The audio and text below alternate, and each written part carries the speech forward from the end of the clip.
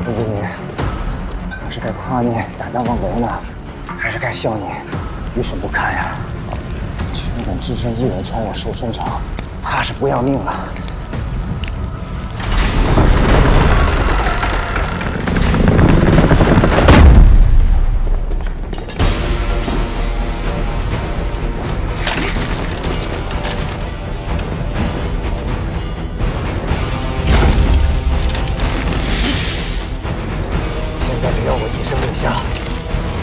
就会被摔成筛子。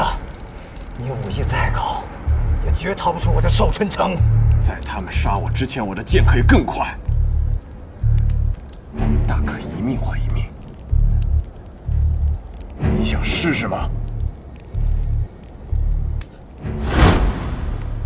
你阿父就没跟你讲过吗？我们才是一条绳上的。我死了，对他又有什么好处？你什么意思？想知道真相，放我呀！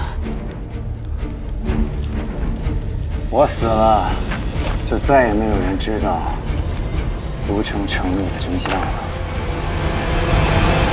寿春城的守城将士们听令，我愿与凌不疑同归于尽。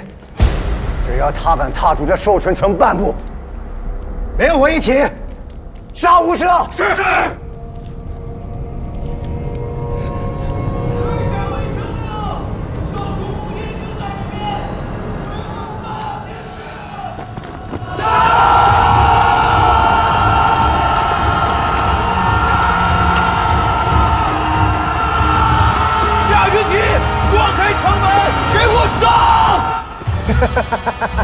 凌不疑，你的兄弟们就在城外，只要我一声令下，他们今天都要死在这儿给我陪葬。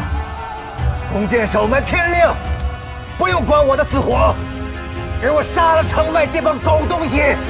来一个给我杀一个，来两个给我杀一双！是。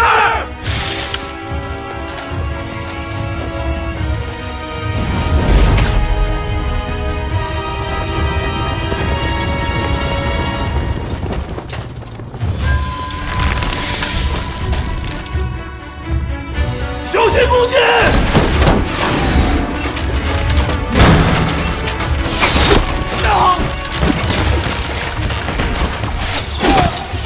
弟兄们，少主公在城内，幸亏就是死在外面，我们也要把城门给攻开。是门，那叫玄门，从外面是打不开的。你手里只有一把刀，你能杀几个人？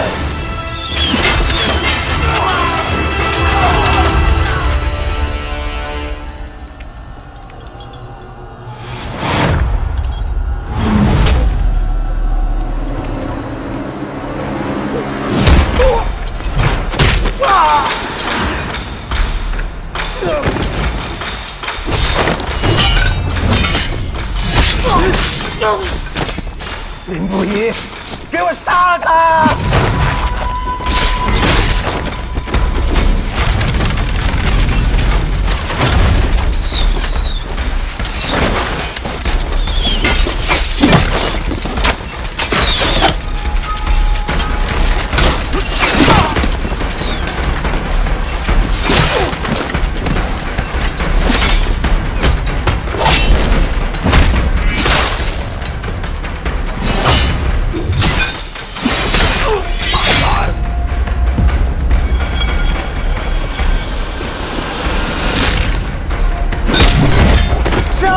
给我拦住他！拦住他！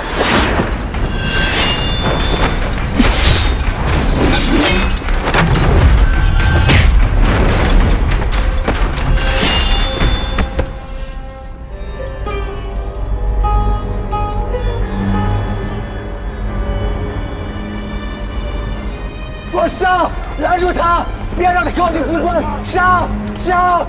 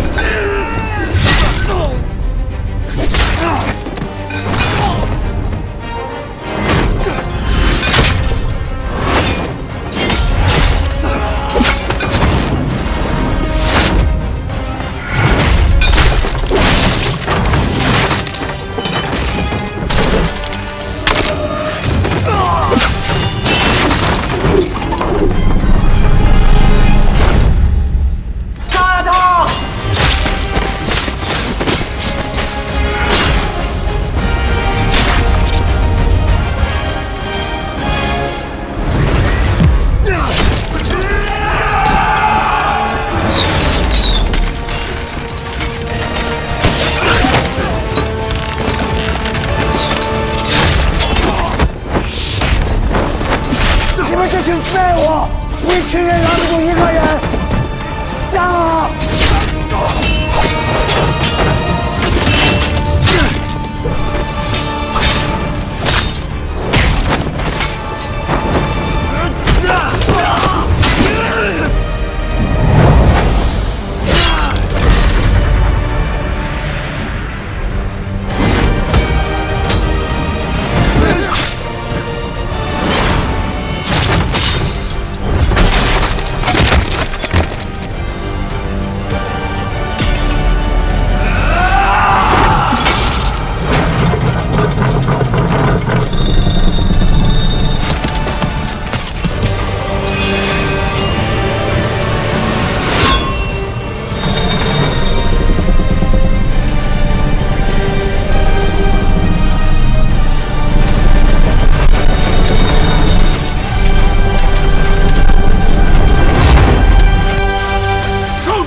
城门了！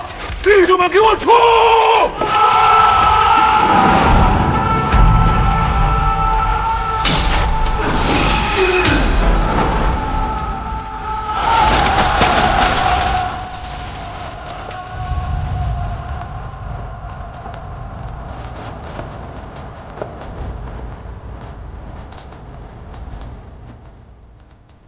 这圆角是铜丝或者麻织就，既软，还能防刀伤，关键时刻定能保命。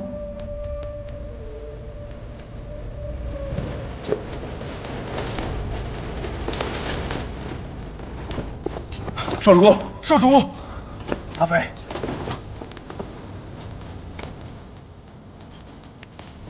阿启，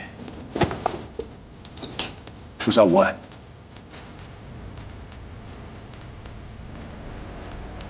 伤亡情况如何？多亏少主公及时打开城门，伤亡不大。即刻押送彭坤回都城受审。手染我军将士鲜血者，就地格杀。其余人，若不杀我将士，不凌虐百姓，就留一条性命。是。少主公自从有了少女军之后，心肠都变软了。少主公，那我们现在回都城。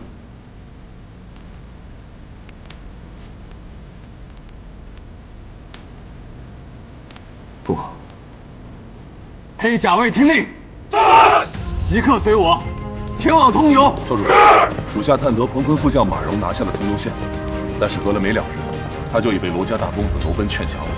程将军失踪，程家上下全部入狱，少商绝对不会坐以待毙。他离开都城不是为了逃亡，定然是为了查清真相。他一定在通牛。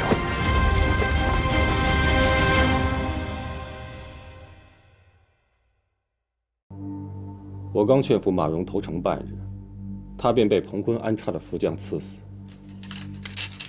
还真是巧了。那名副将明知寿春大势已去，为何还要对马荣下手？那人是彭坤一手提拔，对彭坤十分信重。听闻彭坤有意收他为义子。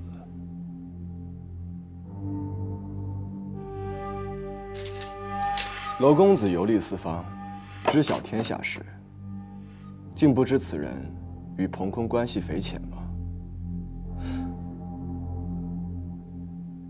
也是我一时疏忽，未曾发觉。我出征前还去过楼府，见过楼太傅，望你能随我一同出战。但楼太傅担心你的安危，便婉拒了。谁又曾想，楼兄又以身犯险，还在铜牛县立下了如此大功。不过是凑巧，去年我曾去过寿春，与这马荣也算得上认识，能说上几句话罢了。楼兄过谦了，能劝降一城守将，绝非几句话的事情。对了，楼兄可是也觉得这严中果真投敌了？那程氏将军与那2000金铜又在何处呢？这县城李逢作证，还能有假？更何况这县衙书房中还有严中的悔过书。至于程将军嘛，我当真不知他的去向。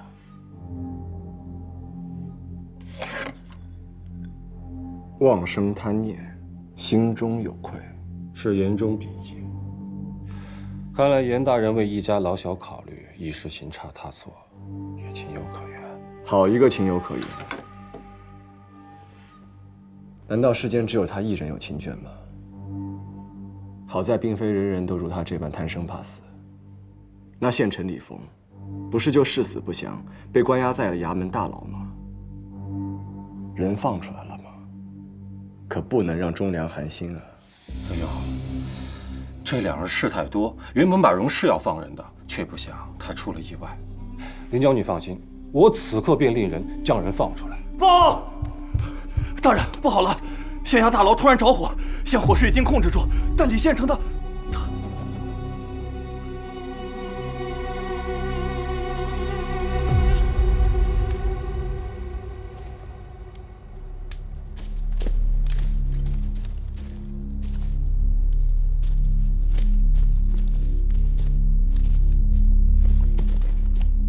是李峰，不过已经断气了。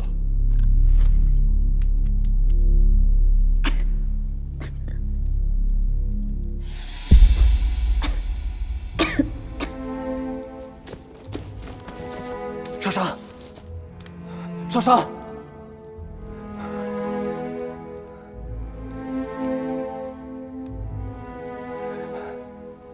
少商，我来了。我怕是回光返照的。你不是在寿春征战，怎会在此处？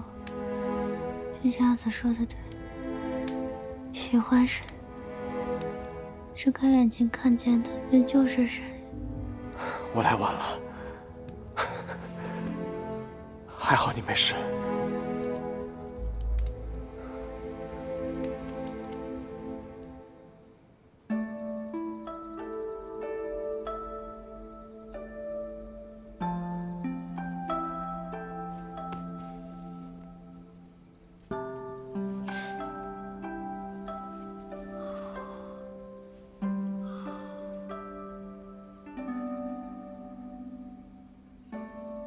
还知道疼啊？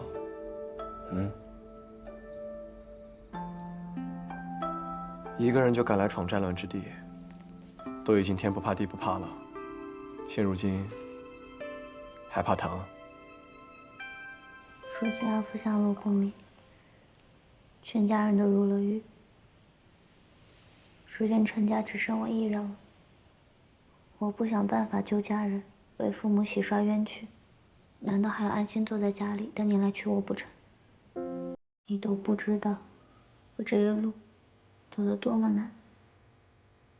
去监狱看家人的时候，给袁胜给打了个正着。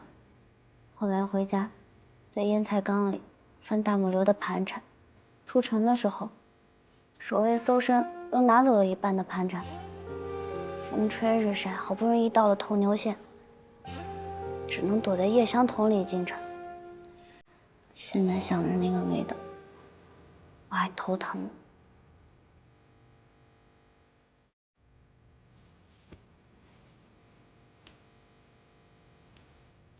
那你后来怎么又进了牢狱呢？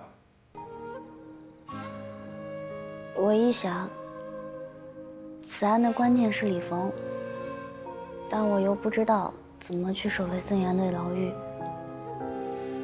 就只能偷了2个饼子被抓进去。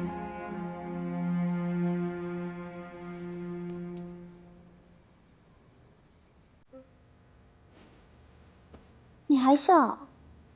你都不知道我这一路多艰难。在牢里吃不好也睡不好，我生怕他们发现我身份之后把我给砍了，我也怕他们没有砍我把我送回都城，到时候我救不了阿福也见不了你。好了好了，我这不是来了吗？程家不是只剩你一个人，还有我呢。我是你未来的郎婿，自然也是程家人。你永远也不会是在孤军奋战，我会一直在你身后。你阿父，便是我阿父。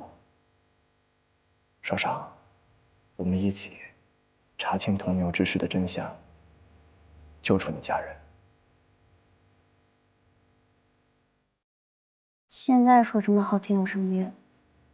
出事的时候，你不是也不在吗？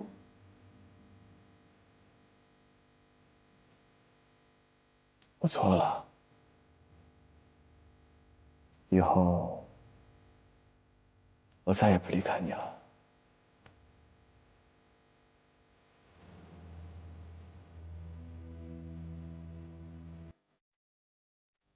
对了，我在牢狱里也不是全无收获，我见到李峰了，他这个人很是古怪，说什么日后定会升官发财，等楼班重新收复铜牛县之后，更是可以吃香的喝辣的。什么人？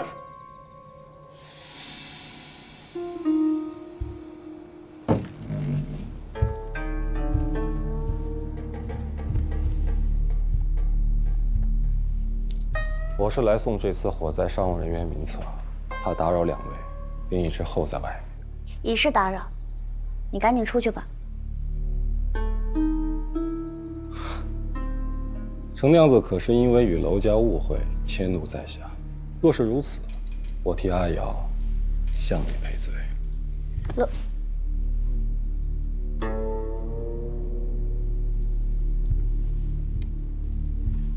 娄公子，此次火灾伤情怎么样了？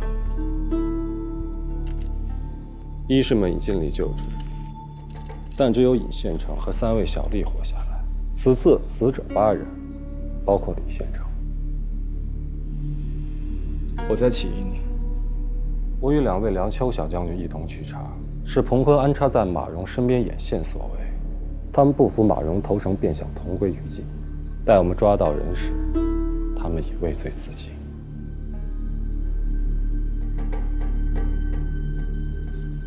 好好安葬他们吧，待尹县城伤势好一些，让他再任县令一职。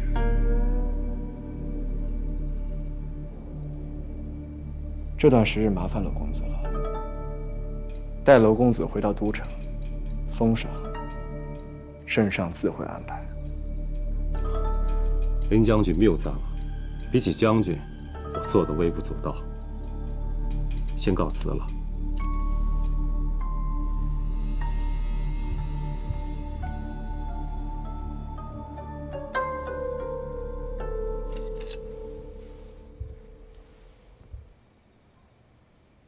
干什么？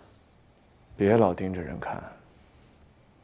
你别听他胡说八道，我不是记挂与阿瑶退亲之事。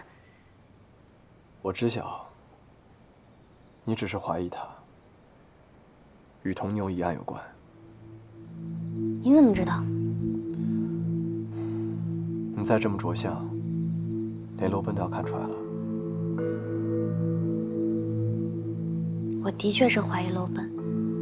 方才还未与你说完，在狱中的时候，李峰对自己被关一点都不担心，还信誓旦旦地说，等朝廷兵马一到，马蓉必定会投降。你的意思是，李峰知道娄奔要劝降马蓉，且确定马蓉一定会投降？不止如此，当时着火之时，人人都在呼喊，我当时也被烟熏得有一些神志不清，不过就听到李峰还在叫骂，说什么过河拆桥、杀人灭口。若不是与人勾结，何来杀人灭口一说？只是不知道我阿父在何处，是不是与此事有牵连？这娄奔很是精明，过去我非常欣赏他的才华，可现在看来，我还是小觑了他的野心。要从他手里找证据，不会容易。只要是人，就一定会有破绽。一定要想办法找到证据，找到我阿父。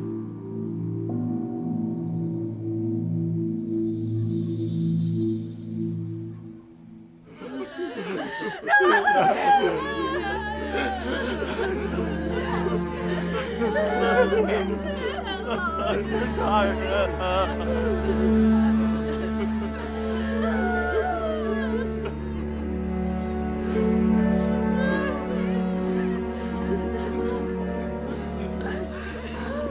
将军。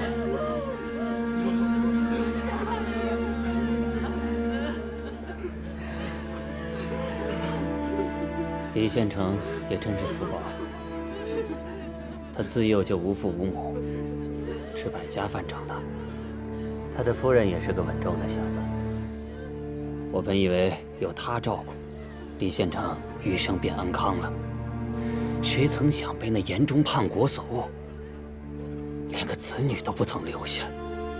严中平日里是个什么样的人？严中此人，说起来就是心高气傲，不通人情，更是不喜与世家子弟打交道。这平日里啊，衙役们为街坊做些事，街坊就算提着只老母鸡来答谢，要是被他瞧见了，也是要罚俸禄的。这么听起来，他并不是一个中立之人。我曾经也是这么认为啊。之前他家中老母病重，他是典当家产，严请名医啊，将马车换成了牛车，他也不觉得寒碜。他驾着牛车依然坦然自若，若不是亲眼瞧见娄公子找到那8字忏悔书啊，我是根本不会相信严大人会带着2000金铜投敌呀。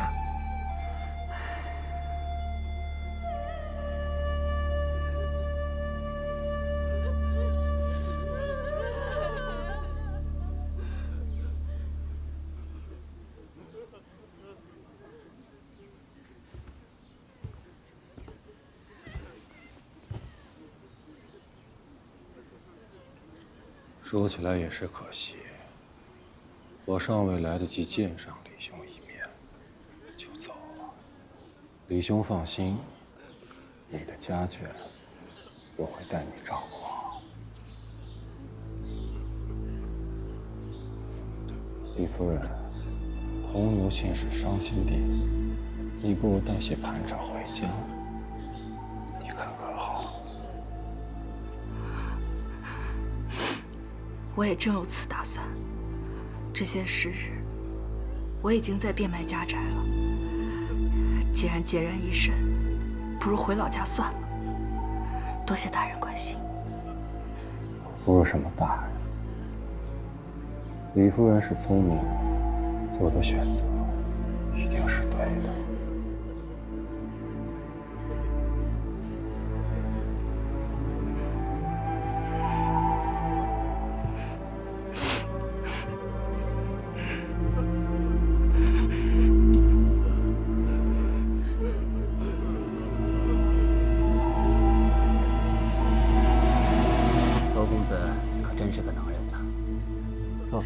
他劝降马荣，铜牛县怕是保不住了。他们为何要运2000金铜出城？你们可知晓缘由？记得那日程将军与严中2人以铜牛县与寿春匹敌，皆担心京铜安危为名，将铜押送出城，说是先送回都城。谁知这严中将家眷一同带出城去，这显然是投敌去了嘛！真是知人知面不知心呐！是谁告诉你这些的？李县城啊！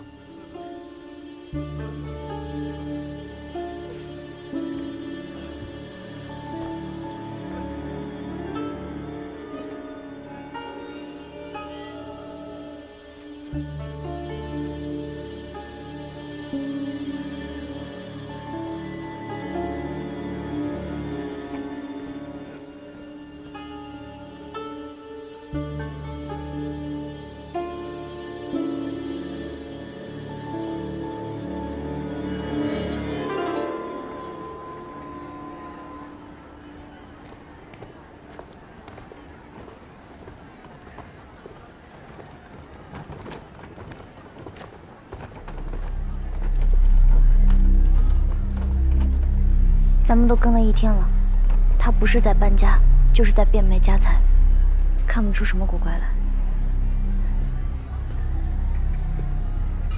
走。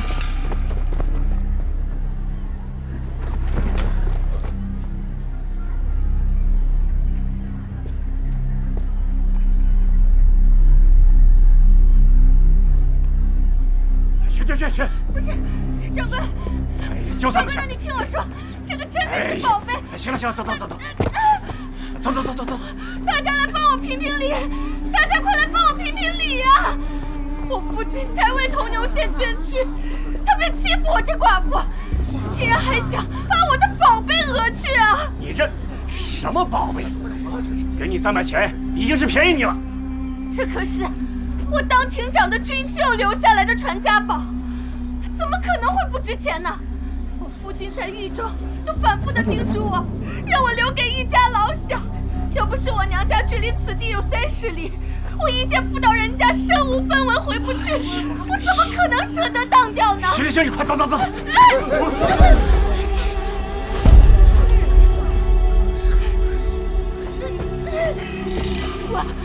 我一定要报官告你！你们看呐，他太欺负人了！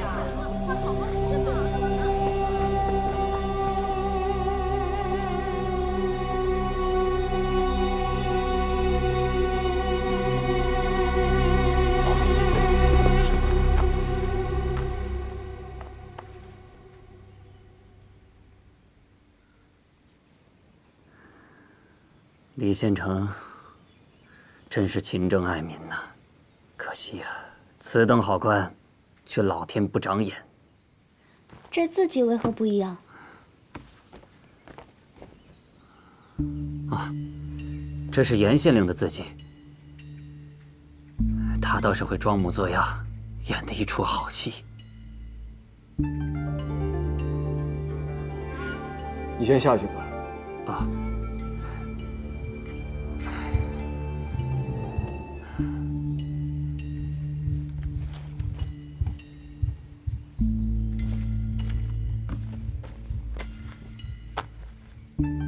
你作何想？你看这县城规划图，严中鼓励农桑，兴办乡学。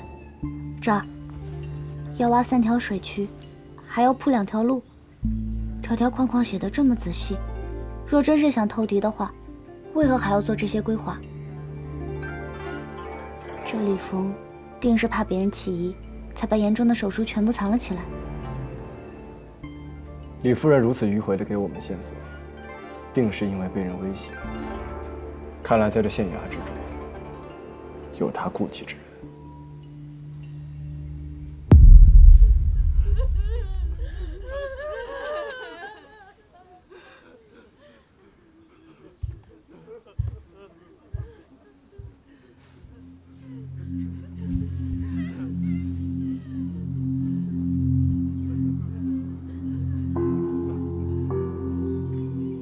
他方才说，若非娘家距此地30里，他也不会当掉玉珏。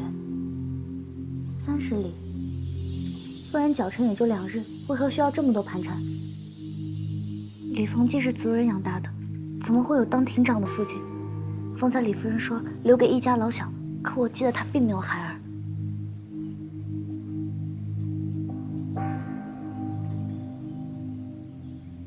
30里，他的军舅是亭长。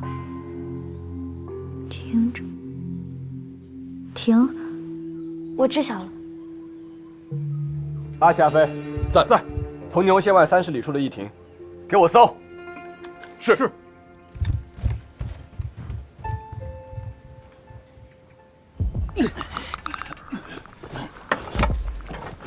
来，抓住！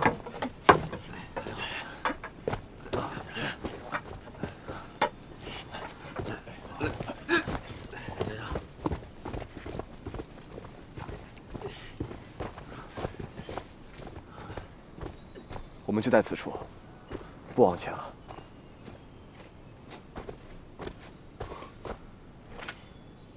可都查清楚了，尸体都有何人？6旬老妇1名，40左右妇人1名，不到10岁孩童1名，还有1名40岁成年男子。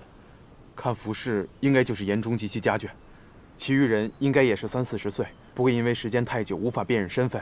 看装扮，是这次跟随程将军前往铜牛县的护卫。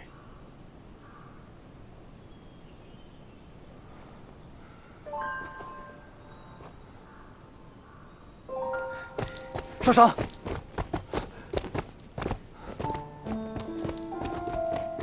少商，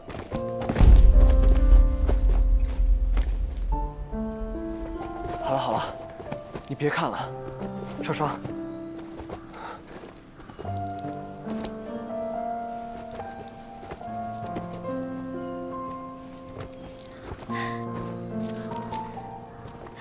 我阿父在何处？我阿父在何处啊？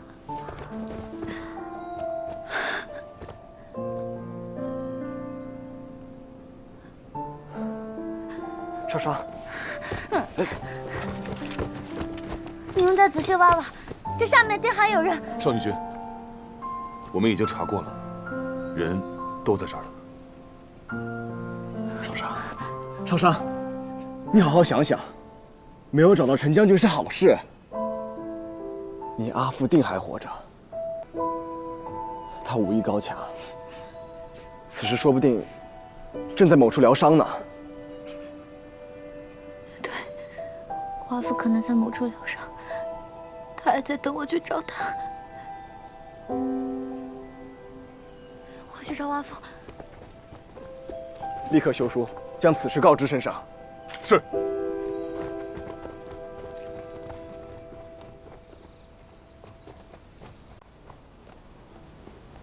少商，我们还有机会，只要能够查清重牛一案的真相，一定能找到你阿父的线索。天我没有找到的证据，天我疏漏的，让我去。少商，你现在这样找不到证据，你只会伤到你自己。你冷静一点。我如何冷静？我要如何冷静啊？我阿父如今生死未卜，我阿母、大母、堂子、阿兄们全部都入了狱了，随时都会死的。我要再找不到我阿父，可就来不及了，真是来不及了！你放开我！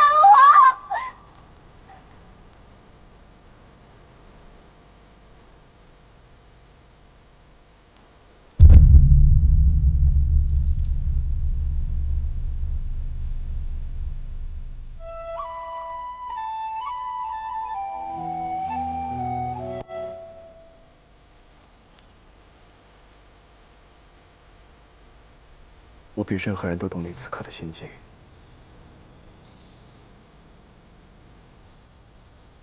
你放心，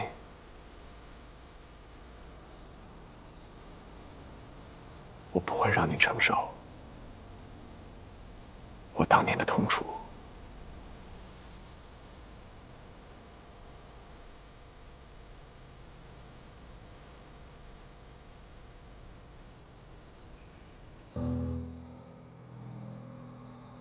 阿父，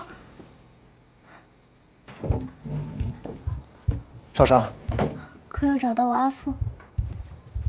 还没有，那些尸首再次确认过了，确定没有陈叔父。一定有漏掉的地方。我去找我阿父，你让我去找我阿父。少女君，你可知少主公背了你走了好几个时辰，回来连口水都来不及喝。闭嘴，阿飞！我就要说。那日少主公听闻曲灵侯出事，为尽快拿下寿春，只身一人潜入城中，被千军万马包围，还被彭坤刺了一剑，险些丢了性命。好不容易死里逃生，又担心你会来通牛县，马不停蹄就赶来了。这几日为查程家事，他都没合眼，你就心疼心疼。阿喜，带他去理发。是。有没有受伤？严不严重？给我看看。我没事。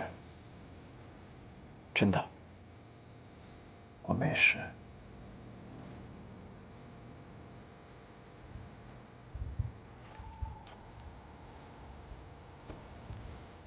那日在寿春，彭坤想要杀我，但他的兵器没能刺穿你送我的护心甲，所以这么算来，还是你救了我呢。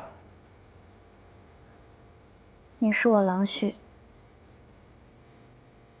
日后要一直记得。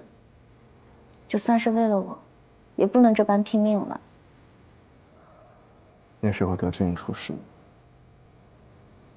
我只恨不得自己再快一些，哪还顾得上什么性命呀？疼不疼？不疼。那日在华县，你替我疗伤拔剑之时，问的也是这句话。有时我想，若是能得你温柔相待，便是身上再开几个口子，也是值得的。别再胡说八道了。我说的都是真心话。你知道吗？自从我舅父去世后，我阿母变得疯疯癫癫，这世间就再无家人关心我是否会疼。那日你说你别无选择，程家的生死全系于你一身。我明白你的心境，因为一直以来，我都是霍家最后一人。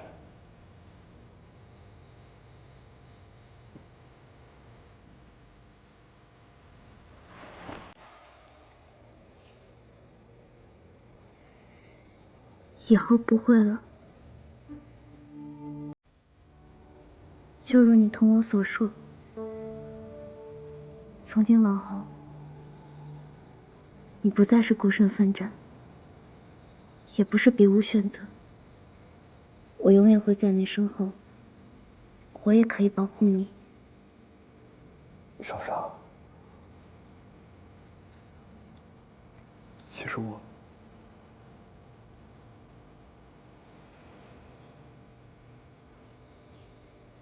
是吗？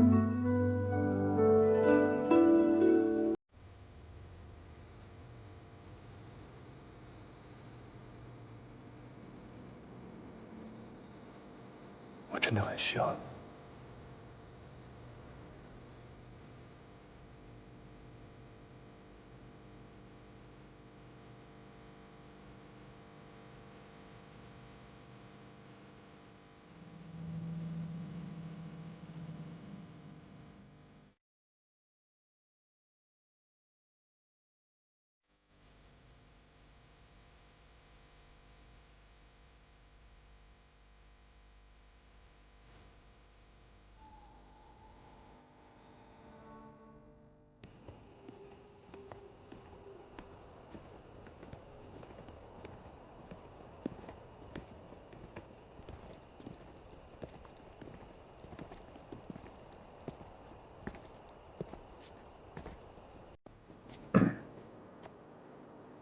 娄太傅，恭喜恭喜呀！此番娄大公子不战而屈人之兵，立了大功，娄家真是无上荣耀啊！娄太傅不愧为太子师，教导有方啊！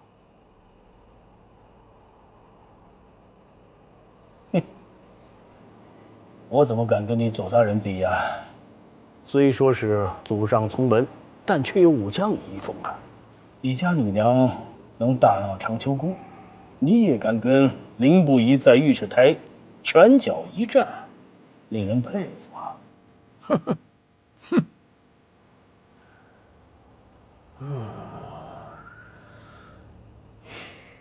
万将军，你笑什么笑？哼，我笑有人记吃不记打。听着些片面之词，就急哄哄地逼着圣上定罪。如今眼中满门被屠，分明是不肯投敌，才惨遭毒手的忠良之事。哼！当日与严忠一起离开铜牛县的官员，只有程氏。严忠身死，李逢被杀，就是那下落不明的程氏最为可疑。而且那严忠的尸体还是程娘子发现的，谁知道他不是贼喊捉贼呀？你这是胡扯！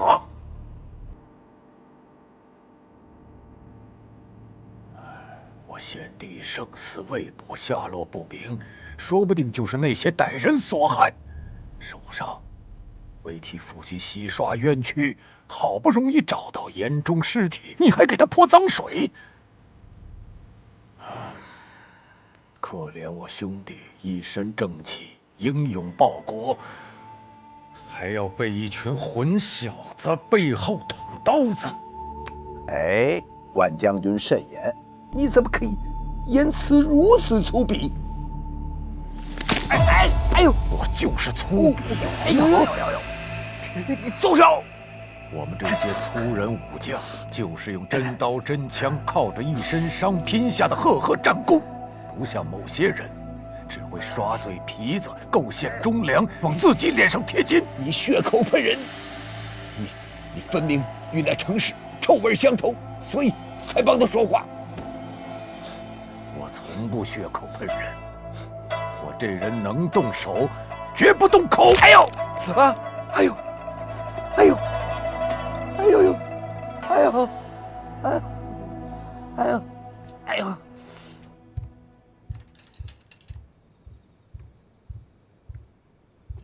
陛下，万将军把左大人的胳膊卸了。谢了。啊，写得好。这些御史整天的挑拨是非，恨不得把朕呀也天天的参上一本，好留得一个美名，名垂千史。朕要不是穿的这身龙袍啊，还真想出去啊踹他们一脚。陛下，那您不想见他们？不见，烦。去阿衡那儿。陛下，岳飞也说了，不见，烦。怎么说话的？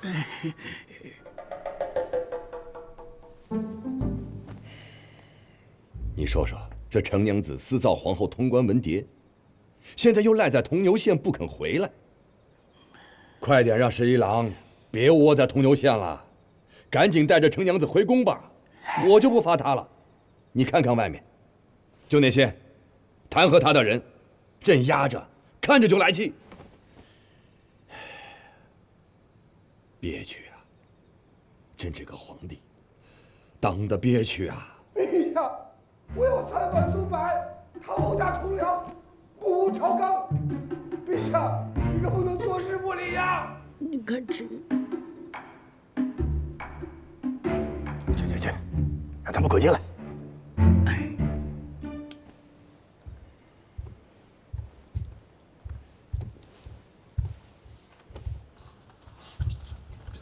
陛下，陛下，臣差一点就见不到陛下了。万松柏的参见陛下。左大人，莫要惊吓陛下，以免殿前失仪。是啊，陛下明鉴，左大人自己摔倒，臣想扶他，谁知道他身子骨弱。我这一拉，他就脱臼了。你胡说八道！哎，众位同袍可都瞧见了，松柏胡说了吗？下官亲眼所见，确如万大人所言，句句属实。不错，确实是如万大人所言。陛下，凌将军连夜送来信，言中全家被屠，这个程氏真是，哎呦，丧心病狂啊！他非但盗窃2000金铜，更屠杀忠臣全家。臣以为应尽快将曲灵侯全家处斩，召程娘子回都城领罚。你是想再被卸只胳膊吗？陛下，左大人言之有理，不过如今战事刚了，诸位同僚甚为繁忙，唯独御史台清闲些。不如将程娘子带回都城的传令之事，劳烦左大人亲自跑一趟。我又不是内史官，为什么要上前线呢？朕以为袁侍郎所言有理呀。左大人，既然你如此的惦记陈家娘子，那就亲自接她回来吧。你跟子慎程娘子，都有缘分啊！缘分？不是有那么一些旧交情吗？就这么定了。陛下英明。还有啊，娄太傅那位贤侄，也一并请回吧。功不可没，朕当论功行赏。陛下夸奖了，我那位侄儿素来喜欢游历，不过是交友甚广而已，全是凑巧，担不起陛下这般夸奖啊。铜牛县有炼铜厂，所以历任的县令呢，都将这城池浇筑的高厚坚实。若真要强攻，死伤必会不少。可是你这位贤侄呢，深谙纵横之道，此番不费一兵一卒，就把这铜牛县失而复得了，功不可没啊！有罪当罚，论功行赏，那是天经地义的事。朕不会放过那居心叵测之辈，但是对忠良之士，已绝不辜负。此事，朕已决，无需在意。是。诸位大人请。哎呦！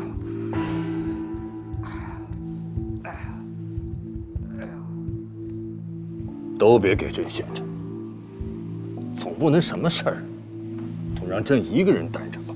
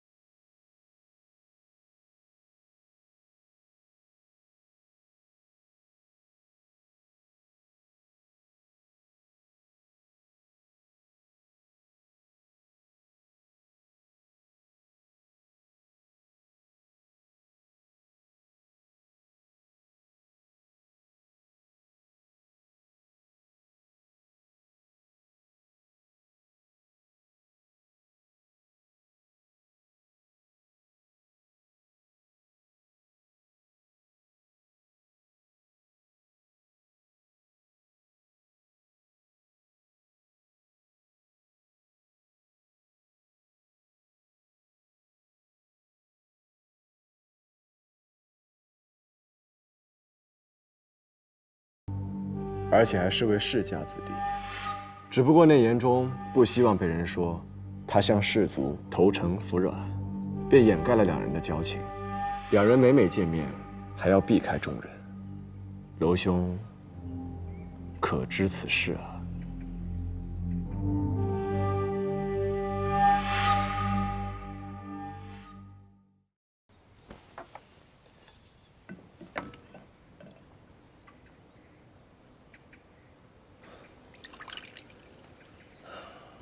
我游历四方时，结识了马荣将军，算得上是故友，也便说得上几句话。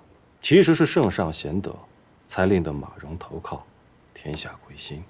在下还听闻，那县令言中也有一位故友，而且还是位世家子弟。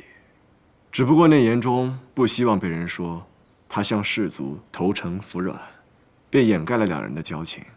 两人每见面，还要避开众人。娄兄可知此事啊？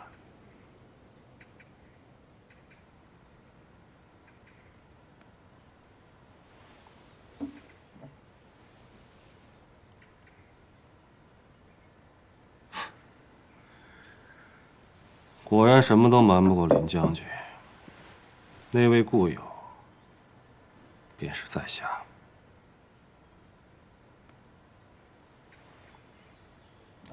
当初我见严县令富有经略，探空有一腔抱负，却无从一展宏图，与我自身经历甚为相似，便与他相交，却没想到他竟会投敌。娄某深感痛心，却又不愿意诋毁故友，便未曾将此事告知于他人。那不知娄兄如何看待严县令留下的手书？听闻那手书还是你发现的？我猜想，严兄是不忍心老母幼儿伊藤受难，不得不与马荣暗中勾结，意欲以2000斤金铜换取老母幼儿一条生路。谁知这马荣心黑手狠，直接杀光了严氏满门。妄生贪念，心中有愧。这严县令还真是可惜了。不过若没有严县令投敌，就没有娄兄此番功绩。这一次，娄兄回到都城，定会步步高升。在下先恭喜娄兄了。若能选，在下真希望严兄不曾行差踏错。圣上已召在下回都城，还要收拾一番，便不陪林将军闲话了。失陪。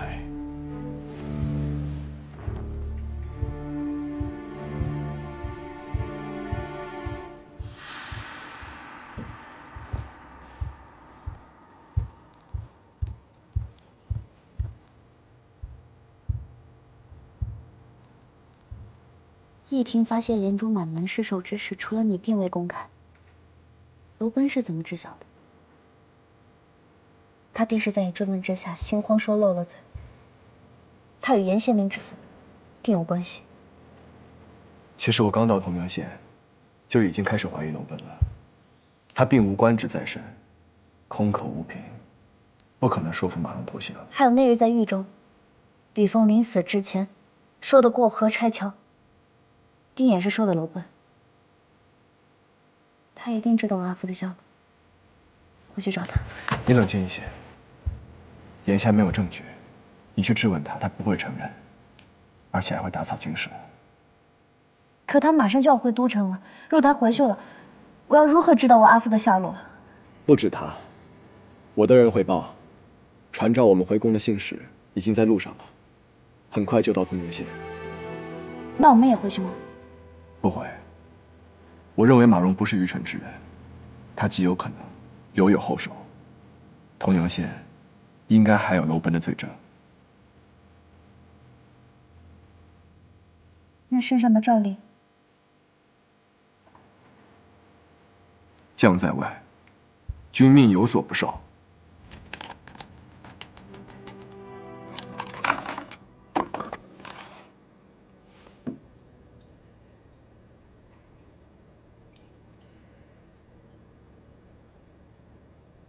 这卦象显示绝处逢生啊！阿母、大母，我们一定能出去的。你那卦象根本不准，你还说我比袅袅先成亲呢。如今我还没娶新妇呢，就要去见泰山神了。可怜我的七七呀，我的七七！阿松，阿松，阿松，阿松，你怎么来了？我听见你喊我名字了，你是否也想我了？让我瞧瞧你，你怎么憔悴了这么多？你看，你这眼眶都黑了。你想多了，四兄每天呼噜声震天响，没睡好的明明是我。阿松，你受苦了。七七，你来干什么？还打扮成儿郎模样，赶紧回去啊！我为爱郎许在牢里，我能不来吗？是我求阿父埋头狱卒，放我进来见你一面。谁是你为难郎婿？我家阿母不会同意我入赘万家的，你就死了这条心吧。你上次明明说，你说你会把你阿母的话当放屁，全天下女子你就听我一人的。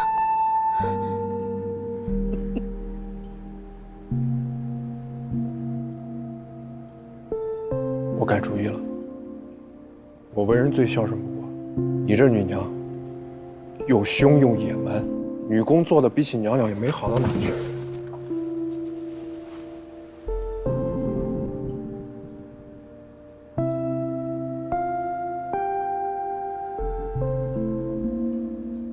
哎呀，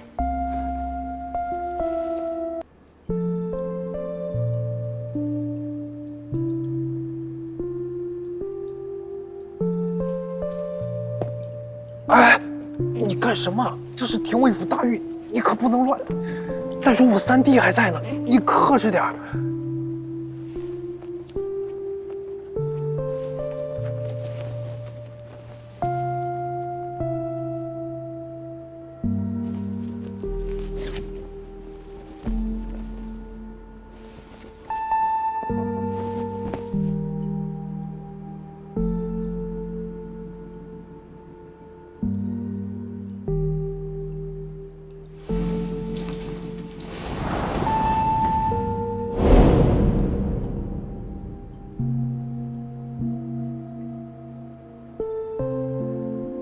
我知道你时日不多了。从今夜起，我万七七嫁你为妻，此生不悔。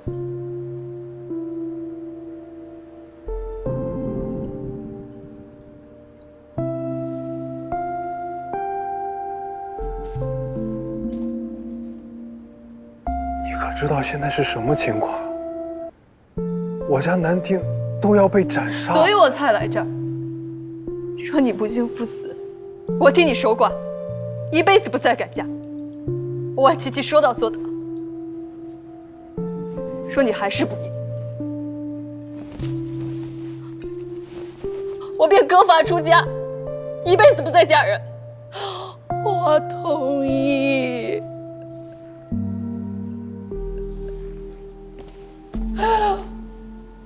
我同意。在城市全家难定，即将被问斩之时，竟得如此忠义心腹，老身此生足矣。七七呀，我代城市列祖列宗谢谢你，谢谢你。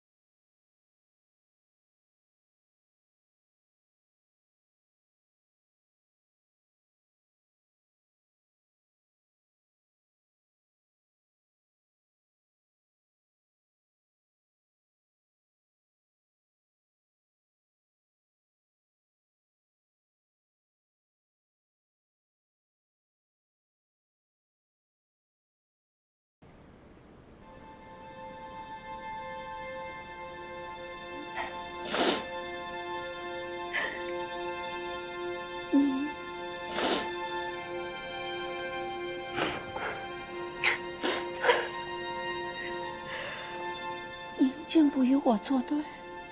君姑，以前我们总是针锋相对，可如今看来，再吵再闹，也只有你我两人一直在挺程家，在为自家的儿女争取。我们是一家人，是哪来的隔夜仇啊？没有过不去的关。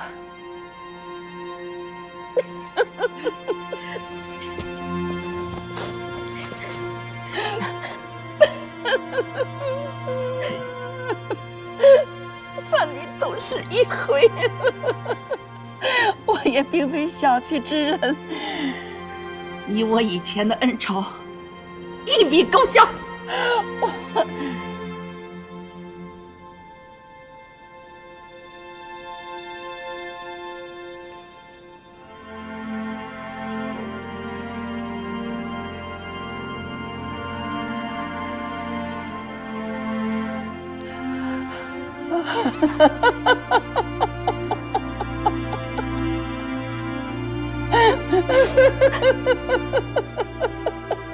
但是入赘的聘礼我还是要要的。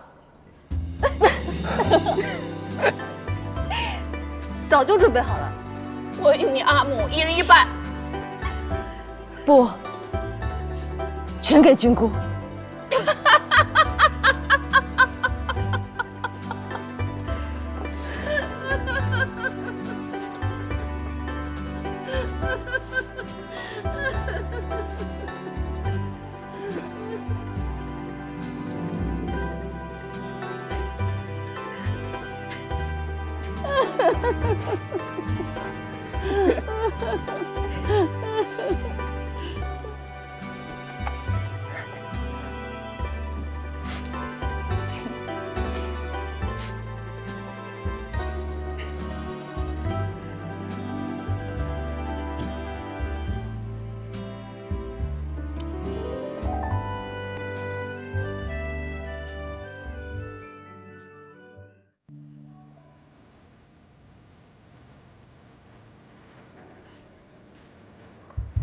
哟，马兄，娄兄，空口就能拿下一座城，真是太厉害了。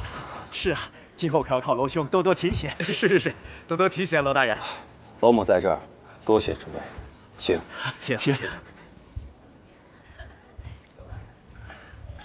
四边。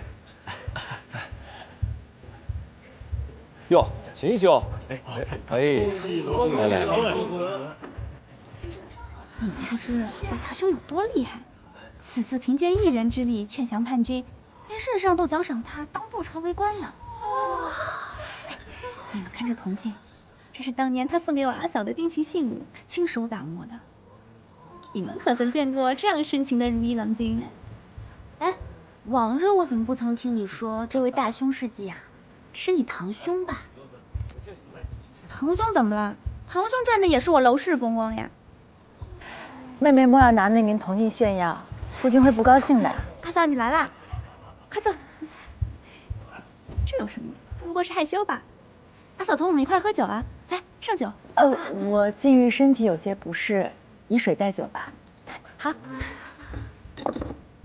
来，阿嫂。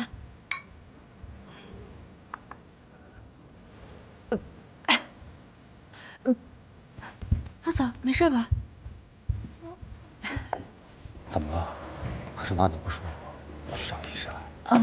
我身体并无大碍，夫君不用担心。等晚些宾客散了，我有好消息同你说。什么好消息？你别问了，自是双喜临门的好事情。好，行，那你们自便。去忙。哎，娄大人和娄夫人好恩爱啊！就是啊，羡煞旁人。可不是嘛，我阿兄啊，当初亲手打磨的这个镜子，更是用10种文字刻下的蒹葭，就是送给阿嫂的。10种文字。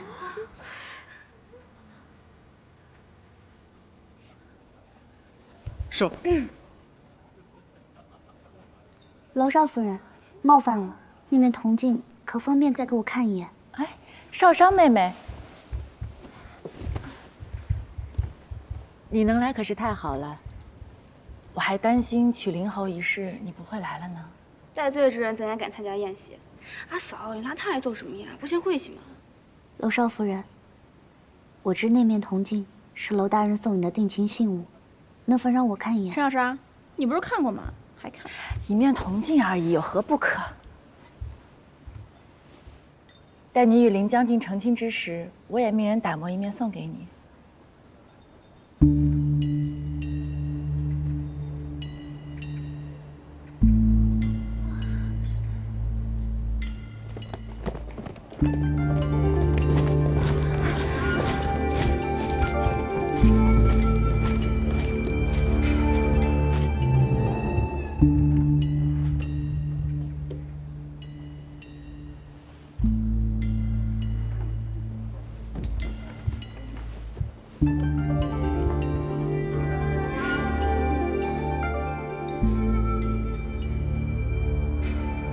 兵不疑，人善见。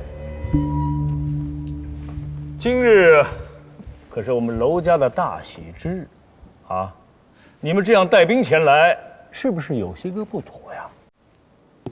廷尉府侍郎袁慎奉圣上之命，捉拿杀害铜牛县令一家的嫌犯，还望娄太傅见谅。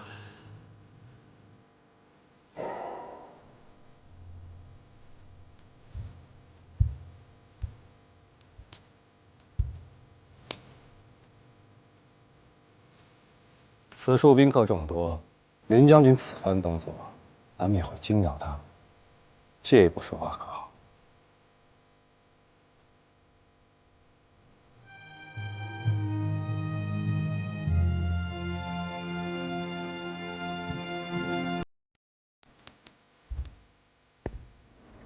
楼奔串通彭坤大将马荣，诱骗铜牛县令严忠，将金童与家人托付，然后尽数屠戮之。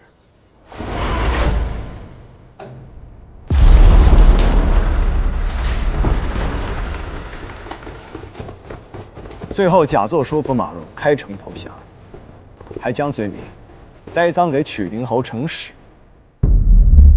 做下一石三鸟之计。这怎么可能呢？这不可能，这不可能啊！阿兄不会做出这样的事情。林将军想为程氏洗刷罪名之心，我全然能够理解。但要定我罪，总不能光靠推测臆想，得拿得出真凭实据来。你手脚利落，当初涉事的一干人几乎全部被灭口，甚至连马荣，连马荣也是我杀的吗？马荣可是众目睽睽之下死于彭坤余孽之手。马荣，彭将军待你不薄，已经背主求荣，去死吧！小心！娄公子，你交友广阔，多次前往寿春结交马荣，怎会不知马荣副将乃是彭坤义子？人虽然不是你杀的，却是你推波助澜、借刀杀人。是。有刺客！来人啊！来人啊！有刺客！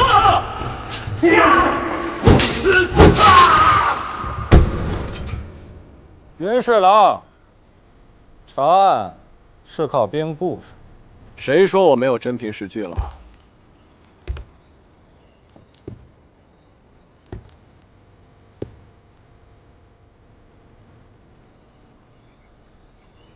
连李冯夫人都拼命留下线索，你怎么敢信那马荣对你就毫无防备呢？证据我们已经查到。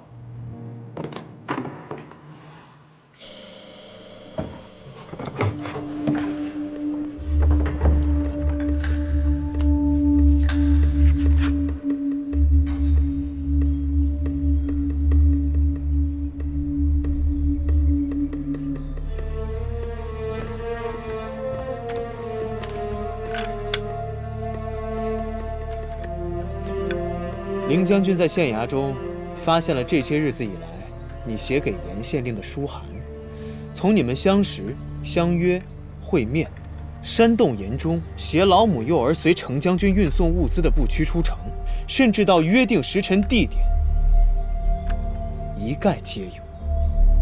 我猜你是想让马荣进城之后销毁这些书函，没想到他却故意瞒了下来，以备后患。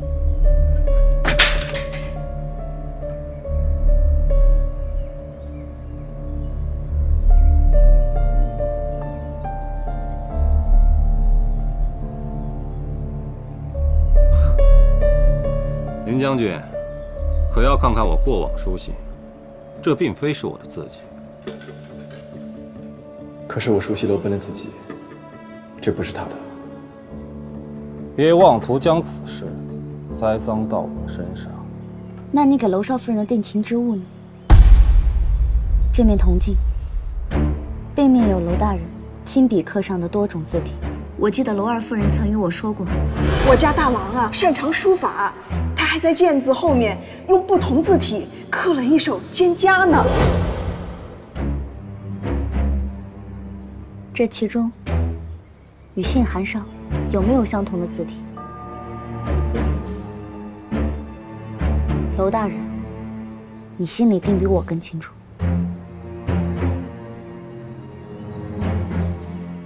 夫君，夫君，他们说的这些可都是真的。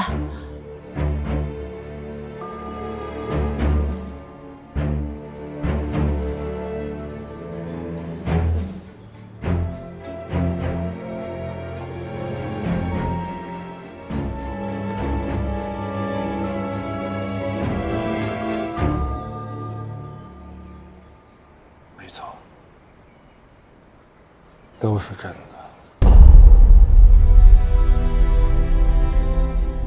阿母，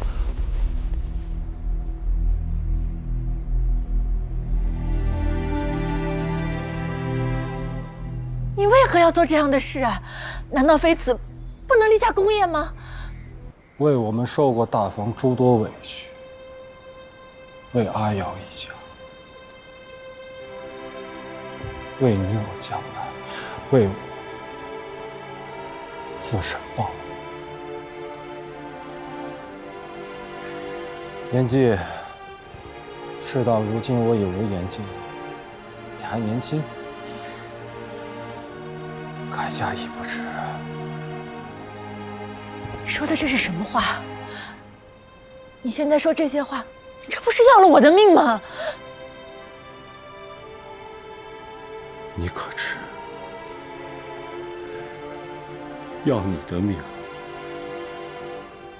就是要了我的命。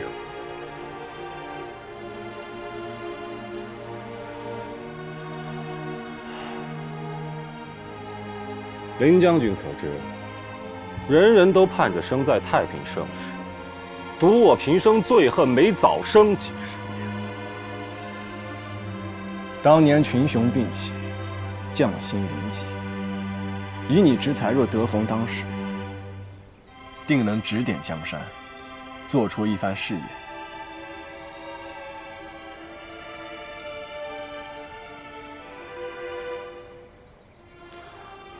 我在这里先谢过林将军，知己之情。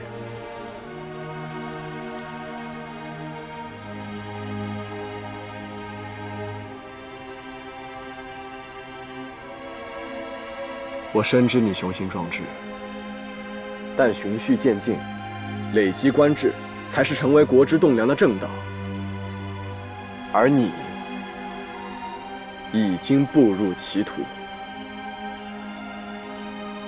我生就这副气性，没法子屈居人下，叫我从拜官小吏做起，将雄心壮志都消磨在言不由衷的恭维中，消磨在不痛不痒的周旋中，我宁可一生不踏入朝堂。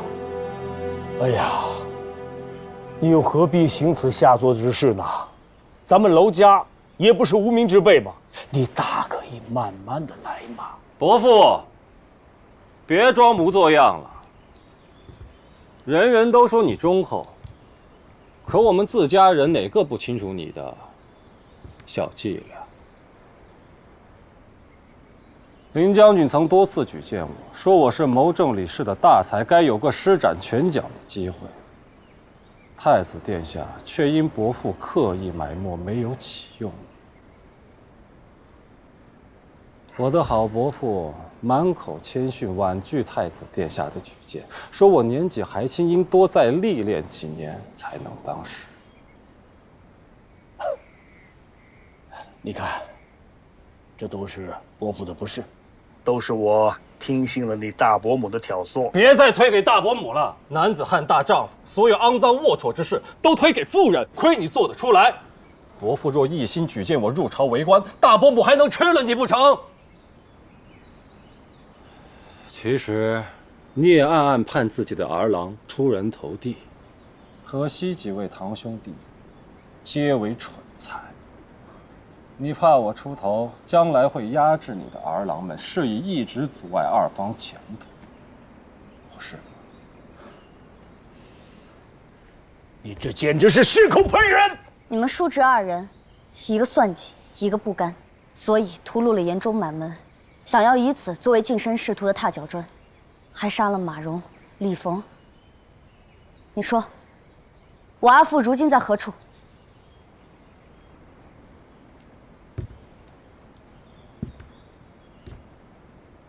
你想知晓，我们单独一叙，如何？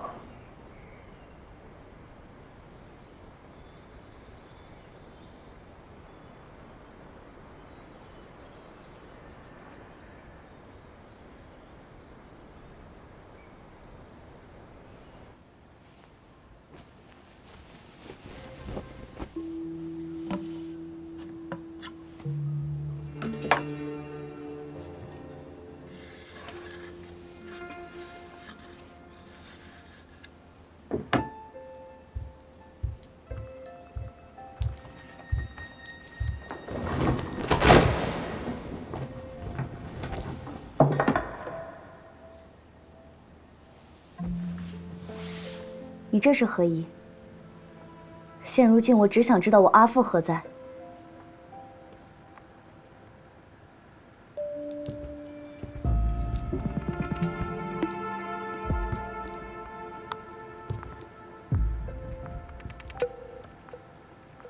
吾见过山川西海，日月星河，将天下汇于笔下，现赠于少商你，作为赔罪。愿你来日与我一样，求于困境之时能见天地，而不困于己心。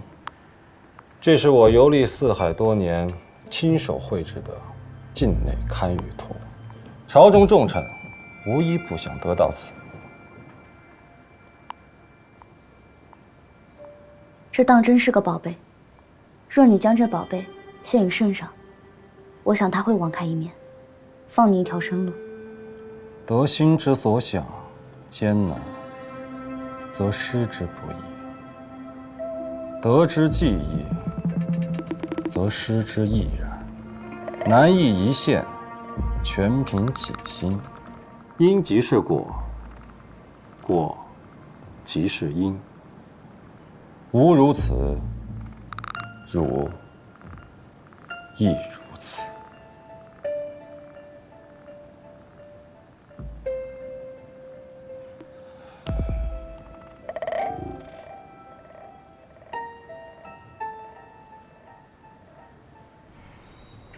家门不幸了，家门不幸了！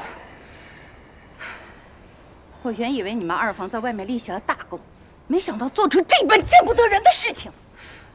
哼，无才便无才，学着你堂兄安丹度日有何不可？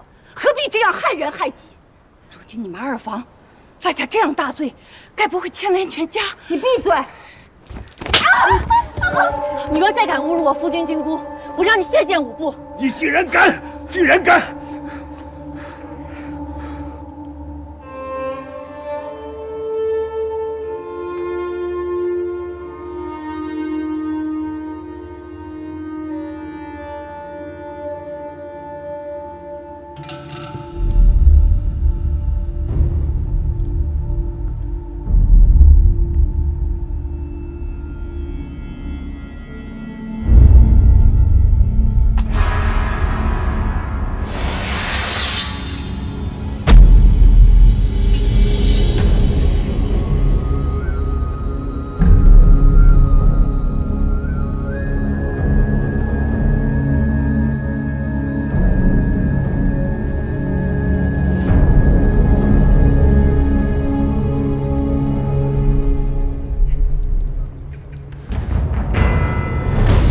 站住！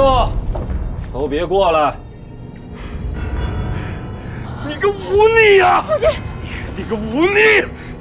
家门不幸，家门不幸啊！家主，家主回屋。家门不幸啊！家门不幸啊！拿下。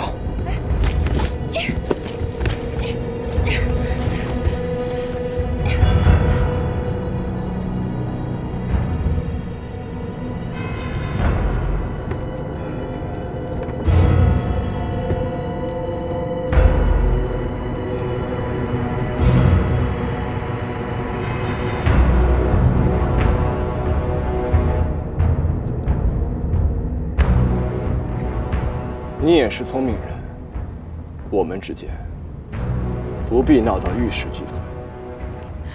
将少商放了，交代程使的下落，我可向圣上求情，从轻发落。什么？求情？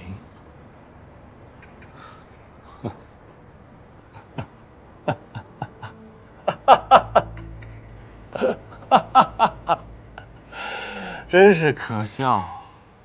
这些年我楼奔游历四海，众人只知晓我文采博学，却从不知我的抱负乃是山河为盘，星辰为棋。可惜，如今对我伯父言听计从，我空有满腔抱负，却毫无用处。袁善见，真羡慕。年纪轻轻就可以在廷尉府有一席之地，我自认才华不输给你，却不知落脚何处。雄鹰不能在矮檐下飞行，鲲鹏也不能在浅池中浮水。我自少年起一心入主中书，却不想落到这步田地。时也，命也。儿啊！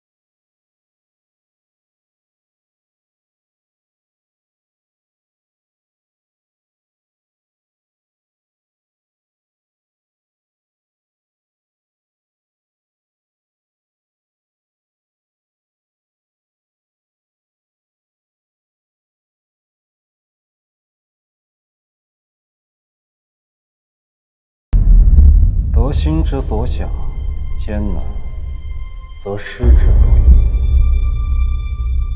得之既易，则失之亦然。